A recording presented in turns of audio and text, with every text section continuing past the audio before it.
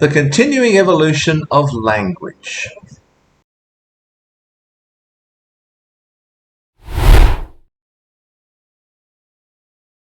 I was inspired to make this video by a video I was watching myself earlier in which someone used a word that I'd been beginning to hear around the place, but it hadn't quite registered with me and I wasn't quite sure actually what the person was saying.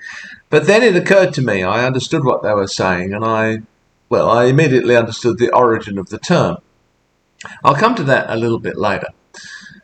But it got me thinking about neologisms, which literally just means new words. Words that enter the English language. Words are constantly doing that, entering and leaving the language. Our language changes and evolves all the time, and I think that's a great thing. It shows that it's a living thing, an evolving organism. It's not just something that's frozen in the past and fixed forever, but it responds to the needs of the community, to the needs of society, to the needs of today. So new words are constantly appearing to express things that perhaps are not fully expressed in the language as it currently is used. Some of these neologisms are deliberately created by people, and some of them evolve seemingly naturally in an organic way. Sometimes they're completely new terms, sometimes they're created from the combination of different terms, sometimes they're a new way of using an old term. All of these I would consider neologisms. So today's going to be a bit of a hodgepodge, really, because I want to just consider some of these terms and maybe where they came from and what they mean. Some neologisms are probably going to appear and disappear fairly quickly, but others stay around. So much so, in fact, that we no longer realise that they were new words at some stage, that indeed sometimes someone invented this term. It's just become part of our natural language. And I want to begin, in fact, with some of those words that were consciously, deliberately invented by someone, but which we now take for granted. These are sometimes from literature, sometimes from psychology or science, but they're all purposely invented words to describe something which couldn't be adequately described with the existing language, or at least it was a new creative way of describing something that already existed. So here are just a few of those without going into too much detail.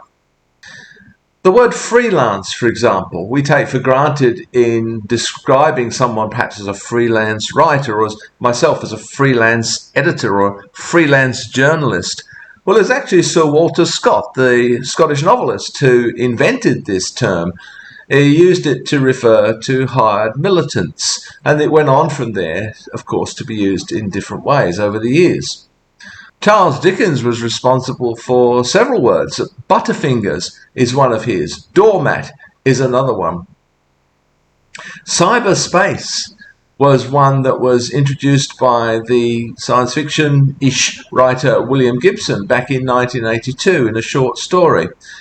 A lot of these new words, of course, arise in response to new technology, and we will find that a lot of the neologisms are in fact related to the world of the internet, to the world of the computer. Another term that was created was the term meme, and of course that's related to the internet as well, but it came into being before the internet. It was coined by Richard Dawkins, the evolutionary biologist, and he coined that as a unit of cultural transmission, which was to be seen in some ways as serving a similar role to gene in biology. And now, of course, we see memes on the internet all the time, and the meaning's probably shifted a little bit, become a little bit more shallow, I suppose. Anything that propagates itself throughout the internet, an image, a piece of music, these become memes. Of course, the word gene itself is a relatively new term. It didn't exist before we started to look at genetics. An interesting one is the word nerd. This seems to have been first used by Dr. Seuss in a story in the 1950s and referred to a creature in one of his stories. And now, of course, we use it to refer to a geek, a dork, various synonyms, kind of the word nerd. I'm probably a nerd myself in some ways. An interesting one is the word pedestrian. It was actually William Wordsworth back in the early 18th century who coined the term pedestrian. He coined it in the sense of something that was commonplace, flat, drab, dull, plodding, which is its original meaning. And it only later came to be employed to refer to someone who was moving on foot, so they're plodding along, so they are pedestrians. But originally, as Wordsworth coined it, it referred to this something commonplace, flat, drab. Workaholic's another word that was, of course, consciously, deliberately invented. It was first used in the title of a book in 1971 by Wayne Oates. I think he was a sociologist or psychologist. So these are words that were deliberately created to mean something new or to describe an old thing in a new way. And we can trace their origin quite specifically. Now I want to look at some of the newer neologisms. Sounds strange to use that term, I know. But these are more recently created. Some of them have gained, I think, permanent currency in our language. Others maybe come and go. There are a few obvious ones. Some of them come from brand names. So, for example, we use the term Hoover to refer to a vacuum cleaner. Or we use the word thermos to refer to a bottle of some sort that is used to keep liquids hot or cold. Or here in Australia, we refer to an ice box, something you take with you camping or a picnic. We refer to that as an esky. These were brand names: Hoover, thermos, esky. Another brand name, though, that's really entered our language is Google. Now, that was originally based on the number Google, which is 10 raised to the power of 100, just to express an enormously large number. And the idea of calling the company or the search engine Google was because it was going to work with those kinds of numbers. But now Google has entered our language as a verb, and we Google things even when we're not using Google. A slightly older one that originally had a different meaning is spam. Spam, of course, originally refers to, I think, spiced ham, an early form of processed meat. But Monty Python, in their skit, spam, transformed it into a word that just overtakes the language, is used again and again and again. And of course, that's what we mean when we talk about spam in our email, that we just get these emails pouring in that just smother everything else. App obviously comes from the word application, but we rarely talk about downloading applications to our phone. We download apps. It's just become a much more convenient and really the normal way of referring to an application.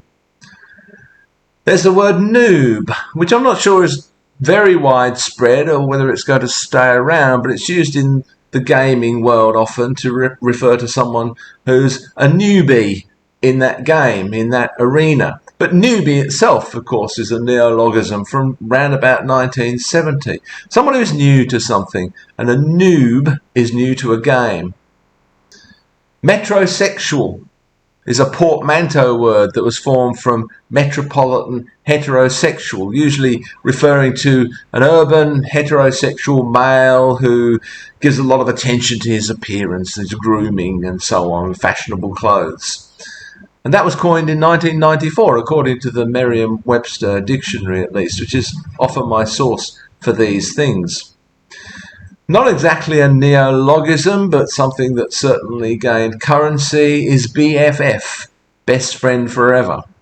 See that often on TV, in particular in emails and tweets, or what used to be tweets. Chillax is another one, a combination, a portmanteau word made from chill and relax, or chilling out and relaxing, chillax. That was 1994 as well. Staycation.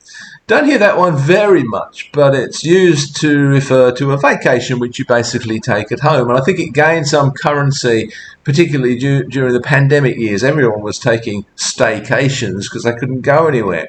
The word was actually first used back in 1944, so it's a somewhat older neologism, but perhaps one which has gained more currency in recent years.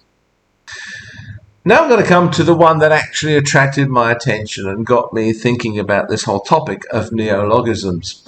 And I don't know how widespread this usage is or how long it will stay around, but I began to hear this in videos that I was watching. And it's the word stan. You may not have heard this one. Stan was first used as a verb, as far as I can figure out, back in 2008, and it means to exhibit fandom to an extreme or excessive degree, to be an extremely devoted and enthusiastic fan of someone or something. Why stan?